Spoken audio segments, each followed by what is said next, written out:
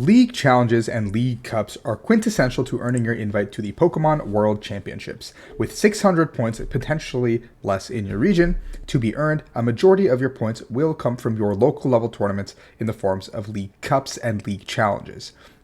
Now, every time on this channel, my name is Rahul Reddy. We're talking about competitive Pokemon stuff, usually on this channel, having a good time, having a blast. Please subscribe and like if you're new and want to just kind of learn and be a part of the process and how to get to the World Championships, how to become a better player. So today, there was a pretty interesting topic that was surfacing on Twitter, X, whatever you want to call it, in the last couple days. Joe Bernard, the caster official Pokemon commentator, tweeted out a lot of Cup Challenge and CP progress posts, prop to everyone on the grind and starting strong. But I also want to normalize having a slow, rough start because it is a long season. Don't get discouraged. I've had 6 Worlds invites, me too actually, and I'm 1 challenge win, 1 Cup top 16, 3 Cup flops. I got time, don't worry. And a majority of people are supporting, but there are 2 sides to each story. Now, before we jump in to my thoughts, what is a League Cup? What is a League Challenge?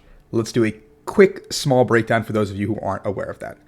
During the Pokemon TCG circuit, there are levels of each separate tournament. League Challenge is the lowest tournament that awards championship points, with the highest being the International Championships, where there are 3 of. League challenges can be held once a month at your local game store that's been sanctioned, and it's best of 1 Swiss rounds, no top cut, and the standings are finalized. The champion will receive 15 championship points and whatever else the store decides. League cups, on the other hand, are held once per quarter. Now, quarters are different in the grand scheme of stipends versus this, but that's a whole, stipends are a different video. I can always make that. Let me know in the comments if you're interested in how like stipend races and stuff work. But league quarters are once every 3 months, meaning the first League Cup and Challenge quarter began the day after NAIC ended and is concluded on September 30th. The next one began on October 1st and will conclude on December 31st. So on and so forth, January 1st to March 31st, April 1st to then June, I think, whenever NAIC is, like June 7th, June 8th, whatever date they picked. These quarters are what allows stores to schedule League Cups. Once a store has scheduled enough League Challenges and League pre-releases, I believe, you can play in a League Cup. A League Cup is best of 1 Swiss that breaks into then a top cut of, depending on how many players, a top 8 or top 4. And based on the top cut, those players will all receive championship points, with the winner receiving 50 championship points to qualify for the World Championships. And out of those tournaments, your 6 best League Challenges and your 6 best League Cups will count towards the World Championships, meaning that at most, you can get 90 championship points if you win 6 League Challenges, and 300 if you win 6 League Cups. Now, in North America, where a World Championship invite is 600 championship points, earning a potential 390 without having to travel further than an hour radius is pretty ridiculous. Now, that being said, we are at the end of the first Cup/Challenge quarter, and people are skyrocketing up the leaderboards, myself included. But people are panicking. People are freaking out. A lot of people are discouraged. They're saying, where are you guys finding these like 3-person league challenges? Yada, yada, yada. Keep in mind, my thoughts on this matter are that, like, I agree with Joe. It is not a race. It is a marathon. The season began, and a lot of people are going to try to get out the gates running. A lot of motivation is going to be there, especially for those who did not qualify for the World Championships. You had a whole summer where you didn't have to prepare for a trip to Japan. You didn't have to prepare for something like the World Championships, but you had to look forward to the 2024 World Championships. Like, that was the thing that a lot of people were looking forward towards. So they began working towards that goal early because, there's motivation, there's hunger. People want to just get out the gates and just, go, go, go, go, go. There's only been 1 regional championships in North America and 1 special event in Europe. So those pool of points that come from those 6 regional championships have not really been brought into the pool yet. It's like people haven't qualified yet besides, the winners and the top 4 from Worlds. No one has qualified on the merit of championship points. In fact, it is impossible to qualify on the merit of championship points in North America right now. That being said, there are people at the top of the leaderboards who have eclipsed 300 championship points, myself included, and people are starting to get really discouraged. Now, one thing you got to keep in mind is we're at the early part of the season. As the season progresses, the people who are filling up their 6 finishes, their 6 cups, their 6 challenges will stop coming. You have to keep in mind that someone like myself, I'm looking to get my 6 as soon as possible because I want to make my weekends a little bit more free. I want to wake up at 11 p.m. 11, not 11 a.m. Not 11 p.m. Oh my god, that would suck. I want to wake up at 11 a.m. on a Saturday, roll out of bed, go to the gym. Just do whatever. Like maybe watch anime all day, and that's my piece. That's what I want to do. Some people might want to go hang out with friends. Some people might enjoy going to cups and challenges every weekend. I might still pull up if I want to have fun with a fun deck, or just replace a challenge, or just see friends or have a good time. Like I want to wake up on a Sunday. I want to watch football. I want to just chill sometimes. People like me will try to get their 6 finishes as soon as possible, and you won't see them. So by that logic, these 30, 50, 60 person league cups will slowly start dwindling in number. You'll slowly start seeing 25, 20, maybe even less. League challenges that are held once a month at every single store will start getting lower and lower and lower in number because of how many people go to them. I went to a league challenge this past weekend that had 10 people. At the beginning of the season, meaning right after Worlds when I got home, just about a month ago, there was about 43 people at a league challenge that I went to.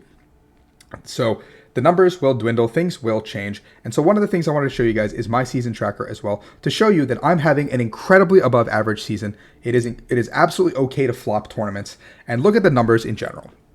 So I went to Gaming Giant to play in a league challenge right after NAIC. So like July 8th, right after the season has technically ended, everyone's going to Worlds, prepping for Worlds.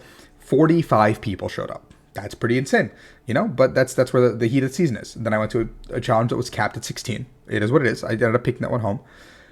Then I went to another one, 31. And on that day, notably, this is right after Worlds, most notably, there was another challenge on the same day, less than 30 minutes away. And so there is demand. There will happen. There will be stores that overlap on the same day because they don't have other weekends or other weekdays they can hold it.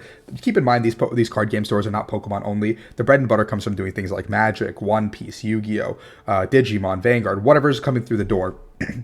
So they have to accommodate all of these stores and things. That being said, then I went to a different one, 15 people. It was a Thursday night challenge. I was like, wow, I didn't expect 15 people to pull up on a Thursday night. I did not place. It is what it is. I hung out, chilled with everybody, went 2-2. The big thing is when you go to these challenges and cups, you should have an expectation to do well, obviously, but if you don't do well, you should not put your entire worth on it. Like, if you don't walk out with points, if you don't perform, there are so many of them throughout the year. There are so many that you cannot put all of your worth onto this one weekend, this one Saturday, this one Sunday. You could have gone to 2 tournaments, you could have gone 0-2 at both, and you went home. It'll happen. These things will happen. I've been fortunate enough to get cup finishes. However, in my mind, a cup and challenge finish that counts for me is a finals. It's a different goal that I've set for myself compared to other people.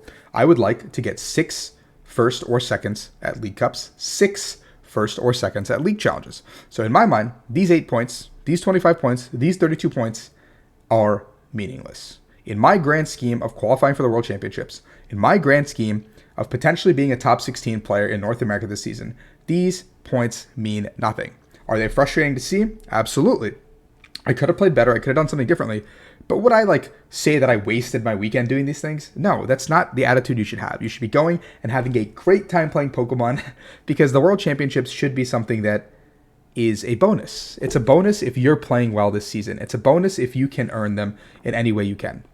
This channel is not to tell you that the Worlds is the only goal. It's really not. It's improving every single step of the way and becoming a better player and making a lot of friends in a community that you can enjoy being a part of. And that's what Pokemon is for me.